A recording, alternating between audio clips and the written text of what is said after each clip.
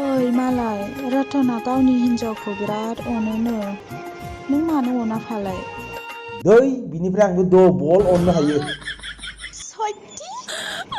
खिन्थु बिनि हिनजावासो राजि जागोन ना जायाथाय जावलिया बिनि हिनजावखौ होनाखै आं आदा जेन्टेलमेन आंनि गरमेन मोनना मोनथ'वाखै नोंलाय पेमेन्ट होगोन नोमफाया गिदिर गिदिर गोलाव गोलावनो बे लकडाउनाव पेमेन्ट मोनबायब्ला गुवाहाटि नोगोराव आंखौ दोनलां हेलौ सना मा खालामदों बाबु औ आफा हाबालै जेरैबो जा अबस्था हाथाय बाजार थांनो मोनला मना लाना न'खौनो गिदिंगासिनो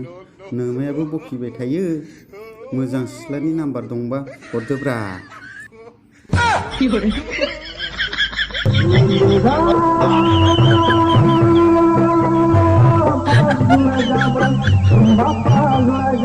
दहाय आंनो सासे सिख्लाया मोजां मोननानै नाम्बार होलांबाय थानो हायैजों खुसियावनो गुदुं फेनायावनो नाम्बारानो मोनथाम गोमोरबाय दा मा जाबावनांगौ दे